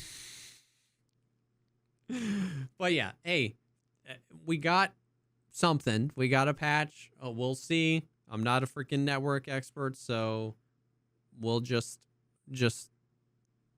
I'm just along for the ride. It's good to see that they're tweeting things and putting out patches, and we'll see. The other thing was that while we were at TwitchCon, they did some more Streets teases. They dropped 4 more screenshots, which at this point don't even give me emotion anymore. They're just buildings, like yeah. But I guess it was good to just like. At this point, I can picture I can picture my local mall rendered in Tarkov, and it like doesn't get me excited. Like I'll play it. I want to play it. It's funny because like Nice Guy basically already has the map mapped out from all the pictures. Like we've gotten so many pictures and so many trailers. He's like put the map together and been like, this building is here. You can see it in this corner. Like this is how it goes. So I mean, obviously they're cool, and I'm very excited to like fight in completely different environments than what we have normally in Tarkov. You know what I mean? But yeah, but at the end of the day, it doesn't give me the rush it used to give when he would show new pictures of Streets. You know what I mean? Because it's been literally 4 years of pictures, basically 18 months now of like a 2 or 3 minute trailer dropping every 6 months or so. So it's like, I guess that was just the like, hey, we're out here still doing our thing, working on it, which I guess is appreciated too. But that is really all I took it as. I was like, okay. Yeah, Skilla just said urban warfare is going to be interesting, and all I was thinking of is that like we basically already have urban warfare in a lot of different places, except, well, it's a little complicated here. What am I trying to say? Like, all I'm thinking is inside of the buildings. Yeah. Is going to be complete cancer. just because of how awkward gun handling and weapon handling is with like indoors. Yeah. With like every time I try to involve like a doorway Yeah. or a hallway, the fights, unless I just jump in the middle of the hallway prone Yeah. and hold the angle, everything else is awkward, right? Like I've See, got so many clips where it's like I know somebody's out there and I go to lean and then like gun is like on the corner of the wall because you kind of lack the depth perception yeah. of like where your muzzle's going to be, so you can't even scope in, and then now you can't blind fire and move, which you used to be able to like set it Yeah. up and move. So like the weapon handling is just going to be awkward as hell. So it's going to feel like interchange fighting much of the time. Yeah. It's going to feel like a combination of interchange, customs, and then like the worst CQB fights. Now, I'm on the copium train of like, good. If you're bringing a gun that's 3 yards long into a restaurant, you know, an HK, you know, a 22-inch barreled HK suppressed, you shouldn't be able to maneuver that thing. I'm bringing my MP7 and I'm going to, you know what I mean? Like, once again, that's kind of copium because I definitely agree that some of the mechanics are frustrating, or some of the mechanics could be cool, but are set up in a way that aren't as intuitive as The you would long like. DMR with the LPVO holding the angle for you to peek through and awkwardly aim, you just lose to the plop every single time, right? Yeah, like, we'll see, dude. We'll see. Yeah. We'll see. You know what I mean? Because if I can throw a flashbang or something down the hall, and now you've got to reset the thing. Because that's the thing. It's just like we've got so we just have so many long angles, even in buildings, even in custom in dorms and stuff like that. It's always like all the way down the hall. So it'll just be interesting to see what the maneuverability is. The closest thing we would have to something like urban warfare or something like that is interchange. And some of my most favorite fights I've ever had in my entire life happen on interchange. It's just that 90% of the time the map is cancer because of the lighting, but the maneuverability in the map is unprecedented. It's so good. Well, because it's mostly wide open. Yeah. It's mostly wide open. Like literally, it's giant open hallways with like a planter and like a trash can and like a shelf. It's not like nobody ever gets in fights. You know, the lighthouse on the upstairs of like one of those buildings where there's like the safe, there's bedrooms and stuff. Have you ever? I've never been in a fight with people in there. No, yeah, once maybe. That's the kind of thing I'm talking about. How awkward it's going to be when, you know, like if you're going to want to have a DMR because there might be building to building window shots, or you might be up in a window looking at somebody in the distance walk. But then it's like, you know, half the time if people are coming up on you and you want to get surprised while you're like hiding in the pigeon's nest waiting for you know, for somebody to walk by so you can get shooter born in heaven, whatever. Yeah, I don't know. We'll have to see. Like you talk about flashbangs and stuff, and again, all I can think about is think about how awkward it is if you're in factory office and there's somebody at the end of the hallway. Like you can chuck how awkward it is to chuck a flashbang. You throw it off the wall and hope it bounces in the right angle to where, right? Because you can't open up the thing and go down the hallway. Yeah. You know, like you would think a game that lets you blind fire, you'd think that they'd let you just throw a grenade. Dude, remember when they sideways. you used to be able to blind fire throw nades? I'm so sad they took that away. I'm so sad they took that away. You'd be able to throw it above your head and out the side. It was so sick. But the thing is that like, what's the meta in factory is what I'm saying is like, what? Oh no, I'm about to run out of hard drive space. Hold on. I moved a file earlier. What's the meta in factory in that hallway? Nowadays, it's to use all 3 levels and maneuver your way. You can jump down. Like the amount of times I've like jumped, I've been on the second floor in the locker room in the bathroom when you go down the hole outside of the room, but not when you're in the office. Not when you're in the office, no. But that's what I'm saying is that like that's what I'm like I guess interested in and wondering is like these restaurants, these buildings, you know what I mean? It's not just going to be one hallway. Is that hopefully it's going to be like all the quests are going to be go to this one room that is one way in, one way out, and do a bunch of annoying like put your gun away and plant something for 45 seconds while everybody else is running to the building and you're stuck on the inside and they just have nades and you have no way of like counteracting it. And listen, you can't. I'm way too high on the copium. I'm in the mile high club, dude. It's gonna be dope. We're never gonna get it.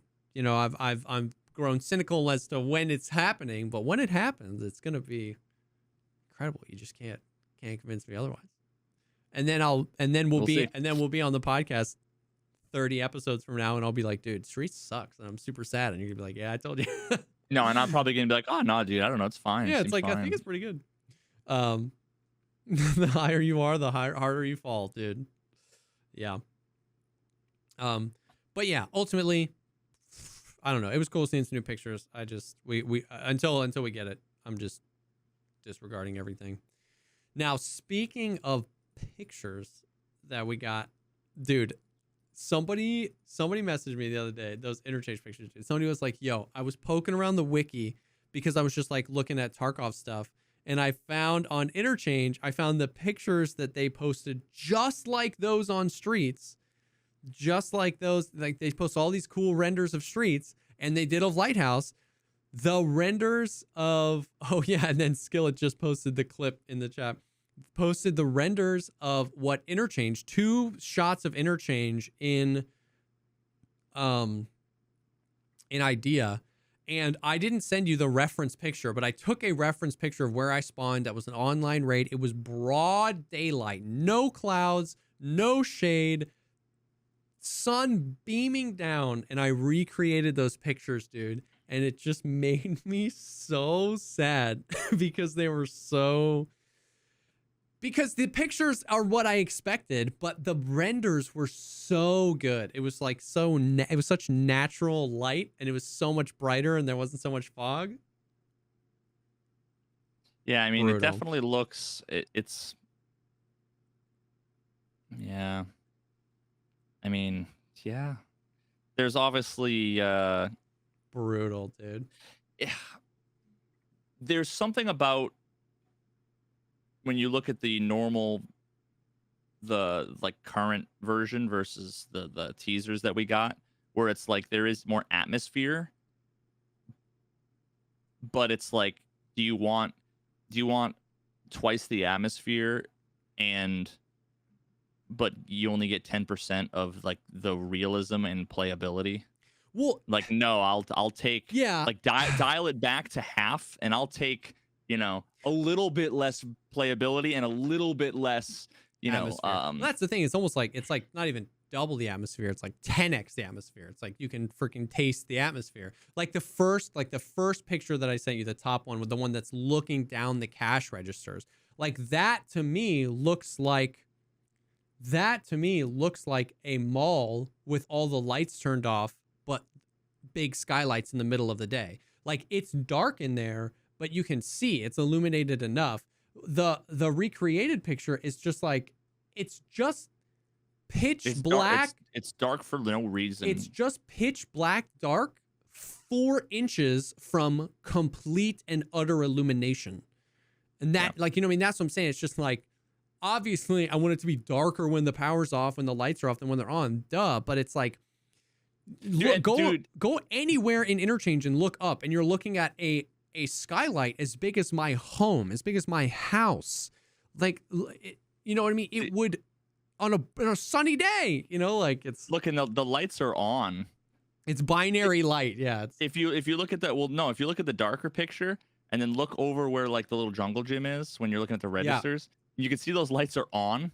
Whereas in the original, the lights aren't even on, and it's still brighter, and it's like it doesn't even look like a brighter day. That's what I'm saying. And like in that little Q&A that we pulled some information from, the one he did, the Russian that was translated, they talked about, somebody asked about the lighting, and he was talking about how like they want to do a whole lighting rework because the reflections aren't great. Nikita was like, I don't like how reflections work. It doesn't illuminate the scene properly. And I'm like, okay, I get that. If you want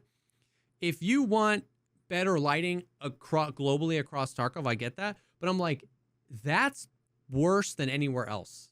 And maybe it's because every other building in Tarkov is just an inside building, and they can just like completely change, this is inside light and this is outside light. And maybe that's why interchange is so bad, is because of all those big skylights, they're blending the two, and they blend them with hard walls. Those skylights, it's just like, if you're under the skylight, you are a lighthouse. Your ULAC is reflecting light for miles to see. If you're 18 inches to the left, you are consumed by darkness. And maybe it's just because they're trying to overlap those two things that's the thing. But like, yes, the lighting in Tarkov isn't great, but the lighting on interchange is different than not great. It's it's bad. It's broke. Something is wrong. Yeah, but see, And it makes me here's the thing. sad because it would be the best In, map ever. in those examples, though, you're not even showing like long distance. No. But like imagine looking from like Kiba all the way down to the opposite side, over by like Emercom, Yeah. where now it would be that dark, but then it's also then foggy. Yeah. So it's like you can't even, there's no contrast. Yeah. It's just fog. And the question there is like, is the fog there because it helps performance? Because they like, you could maybe argue that like, oh, the fog covers the stuff up, but they're probably just still rendering all of this. Like we already know they render everything through 19 layers of walls and concrete. If you go underground in on customs underneath the old gas, you know how there's like that underground exfil. Yeah. If you go there and look towards Fortress, you'll get twice the frames as if you look towards the edge of the map. Like, and you're like underground and there's like 10 feet of ground and it's still rendering all the things. So it's like you can't even make the argument that like, oh, they're just covering up the culling with the fog. It's like, no, they're not even culling. They just added fog, which probably actually makes it even perform worse. Yeah, and it's just gross. The fog is unbelievable. The fog is unbelievable. It's so thick. It's so terrible. I have a clip. I need to send you the file, but like I was on the second floor at the like main window, that like looks outside, but I was looking down towards like Goshen. So I was looking down the escalator, and that whole row where like the middle of the mall, in between those stores, there's like 3 sets of escalators, like right in the middle that get you. It's like a 78-foot skylight. It's just a skylight on the whole thing. And I was up top and down on the floor, on the first floor, but like just up at the next escalator. So probably 30 or 40 feet in front of me, but down that level. Sheaf, I was playing with Sheaf. And like I was zoomed in on him with an LPVO in a broad daylight raid, and you can just make out his silhouette. Barely. And you've probably got your contrast turned up and your post effects, and I was like, and your monitor brightness up. Go into a mall and look over the balcony and tell me what world situation would have to happen for you to, with a 6x scope, barely be able to make out the silhouette of a human being. You know what I mean? Yeah. Like no thunderstorm, no lighting. You know what I mean? We could have a fire burning in the mall and it wouldn't produce that much smoke. You know what I mean? It was just like standing under a 70-foot skylight. I'm like, interchange would it would be such a good map, dude. It would be such a good map. And without the fog, flashlights might actually be not make it worse for you. Yeah, because right now when you turn it on, it just makes it full white. You don't see anything. Yeah. And they've recently made some changes to flashlights and stuff that like, or I don't know recently, but like sometimes when I look at the flashlights, I'm like, yo, this looks great. And then other times it's just like, oh, you turn on the flashlight and it's complete and utter. Yeah. Most of the ones that aren't the super bright ones look so good. It came same with the NVG and the IR flashlight rework. I still haven't tested that. I still haven't seen what that looks like. Oh, it's so good, dude. I keep forgetting. But you can't go to interchange. If you put on quad nods and went to interchange, you'd be like, oh, they didn't do anything to NVGs. Like it's just completely as bad. It's too bright during the day, and it's too dark. Go out. What I'm saying is like you could run out to the edge of interchange in a bush, turn on quad nods, and you'd be like, this looks objectively 10 times worse than any other map. Like it's crazy. It's like I'm telling you, like the lighting is broken. Like something in the skybox is like actually broken. Because you could be in woods, you can be on customs, and you could be just like in the trees in the forest and apart, and you're like, wow, this looks really good. There's not a lot of moonlight. The IR lasers look great. You go outside of the mall on interchange, and you flip the quad nods on, and it's just noise, just like it used to be noise, so noisy, and you're like, why? Like I don't get it. All the other maps, Lighthouse, Factory, Customs, Shoreline, the MVGs look great. Interchange, they look like terrible. And then when you go in the mall, because when you're inside the mall, it's actually hard to tell if it's day or night outside. Like, the nods are just like worthless. I feel like the mall looks the same. Yeah. At night or during the day. Like, that's how I did most of Insomnia. You just run night interchange, and once you get in the mall, you can't tell. Yeah. You know what I mean? It's like, it's crazy. It's freaking crazy. But I think the only other like Tarkov related news is like, did we ever figure out like they tweeted a bunch of like stuff about Skier today? Did you see any of that? No. I don't know if it's a part of like their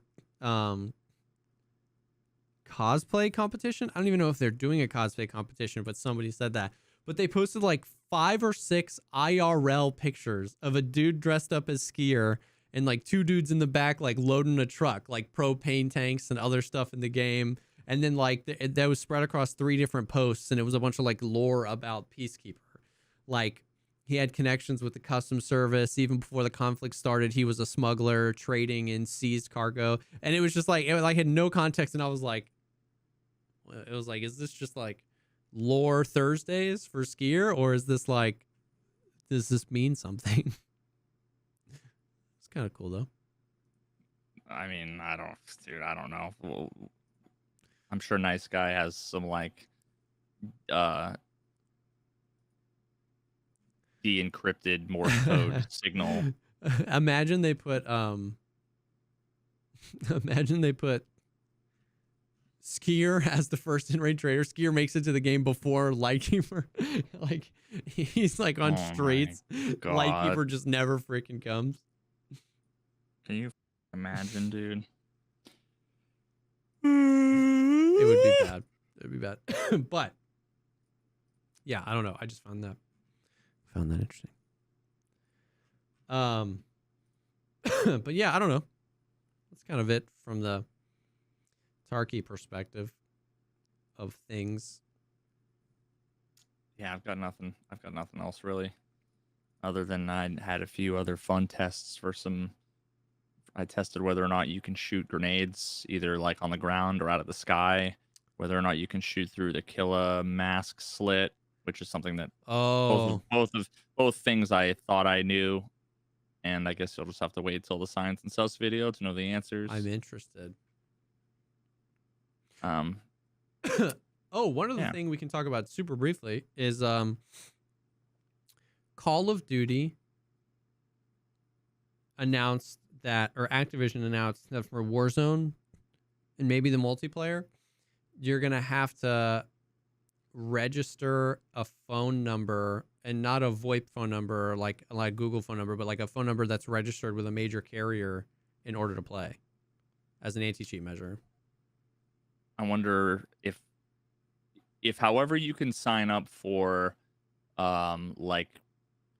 CS:GO Prime matchmaking. Yeah. If it's the same criteria, then it won't do anything. Exactly. And that's the thing, is that like I don't know if it's like I feel like the largest % chance of what's going to happen is that in 48 hours there'll be a $3 spoof. You know what I mean? And it will do nothing. Or if they do it like, because that's what I thought. I said that I was like, can't you create a new Google Voice phone number in like 16 seconds? And they're like, and somebody was like, well, it has to be registered with like a major carrier. I found that to be interesting. I'm not obviously putting my seal of approval on it's great or not, but I found it to be interesting because like that's something that like just about everybody would have access to. Like these days, you know what I mean? Like 10 and 11-year-olds have cell phones, or their parents do. You know what I mean? It's like, of course, any information, you're going to have people who like, well, what if I don't have that? Which I get. But it's like on the scale of like, we go to South Korea and it's your social security number to what we have now, which is like nothing. It feels like a decent, like, it's not Tarkov, which is good. So I'm like interested to see. Oh yeah, and apparently Overwatch 2 did it too. I'll be interested to see, especially because we're going to have a pretty decent measuring stick, because like Warzone was really bad for cheaters, especially in like the ranked lobbies and stuff like that. So Warzone 2, if you need a cell phone, it'll be interesting. You know what I mean? Like, I don't know. Yeah. I mean, obviously in concept it makes a lot of sense, but just what is the reality of the situation? How spoofable is it? You know what I mean? Is there a confirmation so people can't just like if I have your cell phone number, can I create an account under your number, or is there like No, I'm sure it's like just two-factor Yeah, authentication where they yeah. send you a message and you have to confirm. So that would Um, prevent if someone stole your number or something like that. yeah, but I mean, at the end of the day, well, there's two bits of it. One is I'm sure that they're going to have like a leak, and now it's not just my username and Yeah. area code. Now hackers are going to get my phone number, so Yeah. all the streamers that get doxxed. Yeah. But dude, I mean, here's the thing: when it comes to like cheating in video games, I think I'm far more willing to quote unquote give up quote unquote privacy. I still think it's a billion-dollar idea, and someone's going to end up doing this at some point. The whole concept of, I wish I could go to a company and let's just assume in this fake world that I'm making up that like the company has all of their security ducks in a row, and that they can keep this information secure. I will gladly get on Facecam and give them my driver's license. Yeah. To be able to make an account.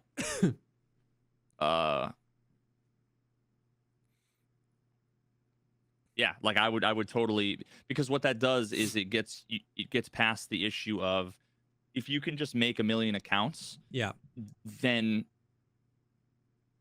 there's no cost to cheating. If you can just create a new email or a new phone number Yeah. and just make accounts all day long, then there's no downside to cheating, right? But if you're limited in that you need to prove you're an individual somehow, then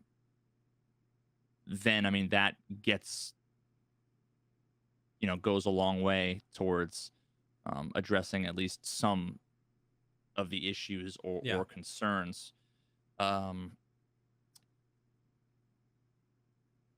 What was I going to say? But damn. I just recently was handling a bunch of tax stuff. And when you go to the IRS website, if you want to because I make estimated payments for my taxes ahead of time. Yeah. There was a service there that basically you got on webcam. You took a picture of your license, but then you get on webcam and it uses a live view of your face to then say, you are sitting in front of your computer. You're the person who was on this license. Yeah. To then match the two up. Like that's something that I'd be perfectly fine doing that. Same. I know a lot of people wouldn't. A lot of people don't want to give their information, blah, blah, blah, whatever. Like, whatever, I guess. But that's kind of why I see, once again, like, I don't know how the phone number thing is going to go, because obviously we don't know, like, how easy it's going to be to spoof and stuff like that. But the thing is that, like, it's the natural first step. If anybody was like, give us your driver's license, A, a lot of people that play video games don't have a driver's license because they're young. And B, like, a lot of people wouldn't be comfortable with that. So, like, I know it's getting a lot of backlash, but, like, I don't know. I'm just interested because, like, we have to do something, right? Like, the thing is everybody just wants to point in and be like, just fix it. And, like, there's just such a tremendous amount of incentive to continue to work on it and break it, because it's a repeatable offense. You know what I mean? Because it's an infinitely repeatable offense.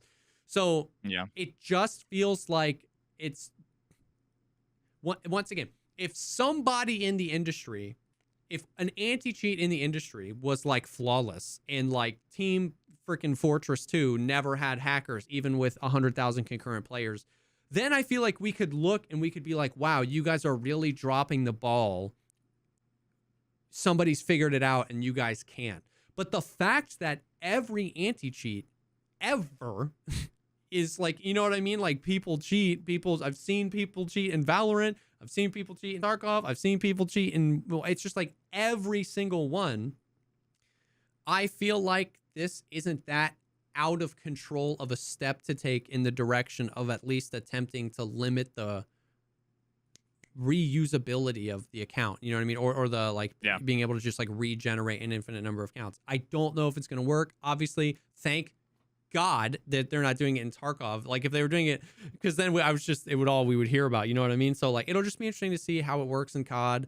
If it helps, there's a lot of Warzone Yeah. players that have a lot of experience with the cheaters over there. So we'll freaking see.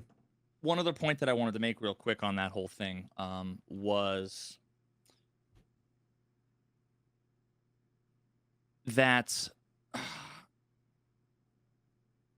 how do I say this? So a lot of times people say, I really wish there was like legal ramifications to cheating, right? Yeah. Well, here's the thing. The idea that I have, it kind of actually sort of kind of addresses that.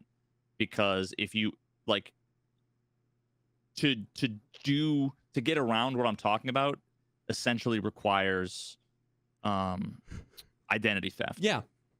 Like basically, if you want to cheat, you're also going to be committing a felony in basically everywhere that you are. Yeah. So it's not that cheating would land you in jail. It's that in order to bypass the cheating software, you have to commit a felony. yeah, Which means you're much more likely to go to jail if you get caught. yeah. So like the Straight to 12-year-old jail. who just wants to cheat, right? like who their only repercussion might be they lose their $30 standard account or whatever. Yeah. Versus the person who does RMT and they buy an account for $15, but they make $50 in RMT, so they can just keep buying an account and keep paying for their hardware spoofers and keep paying $100 a month. That becomes a different calculus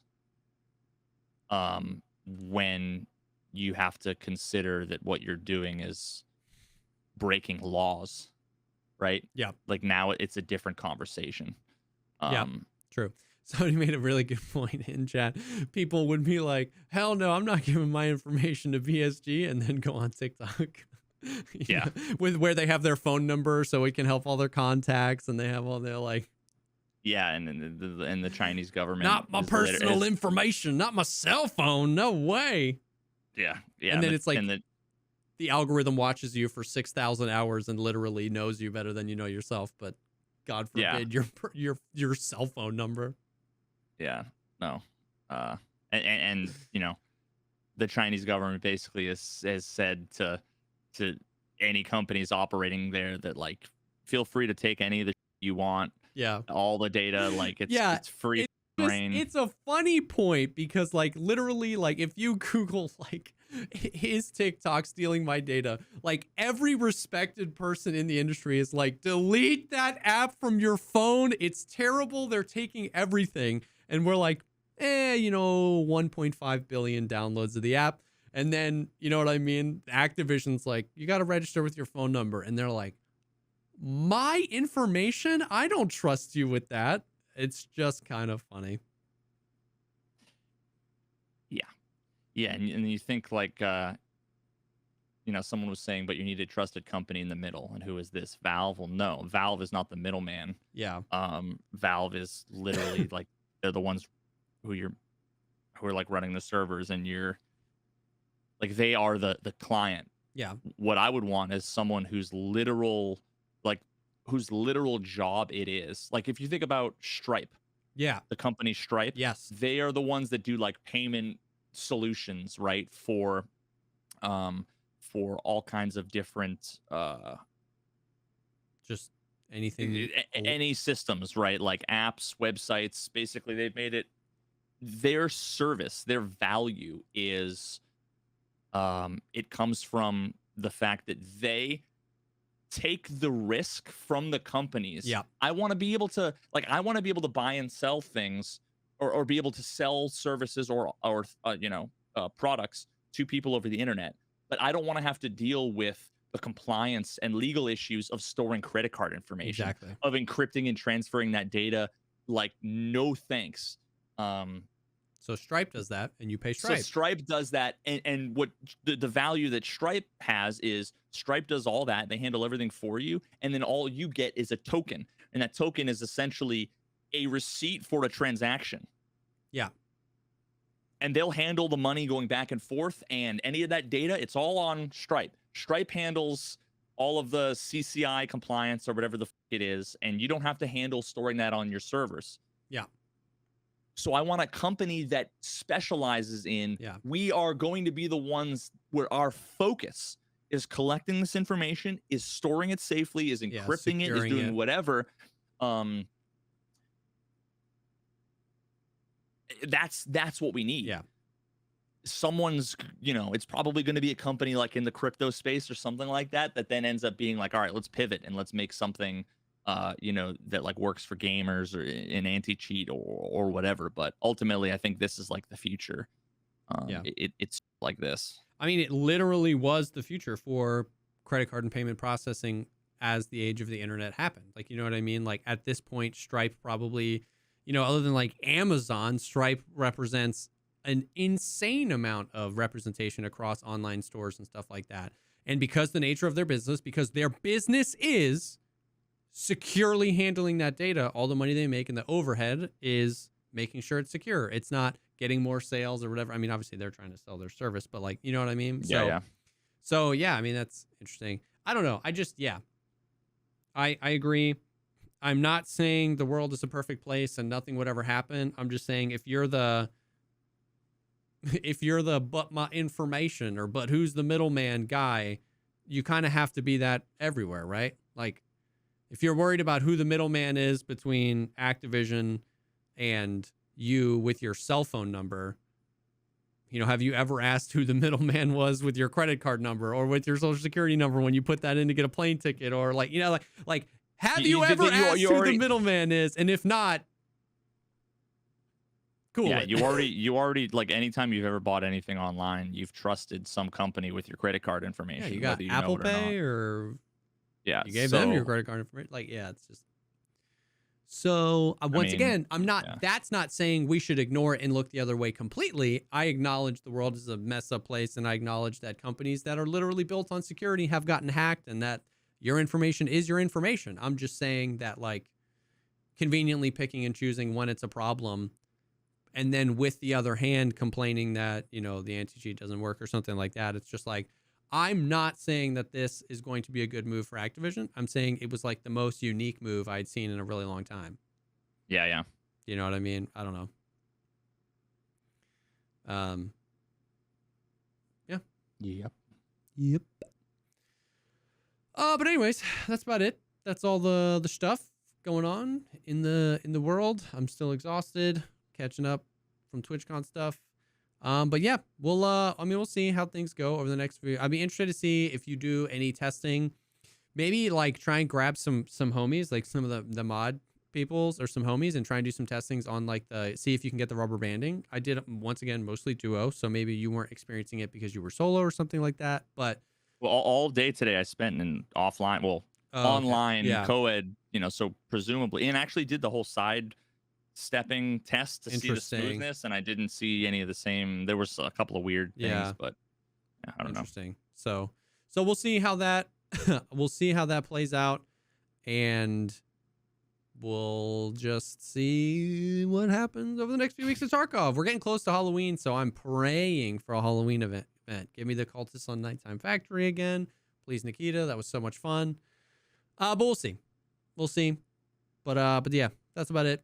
Thank you guys for hanging. This will be live on all of the, now that we're back to normal, this will be live on all the podcast platforms on Monday. Thank you so much for hanging, and we will definitely see y'all on the next one. Peace.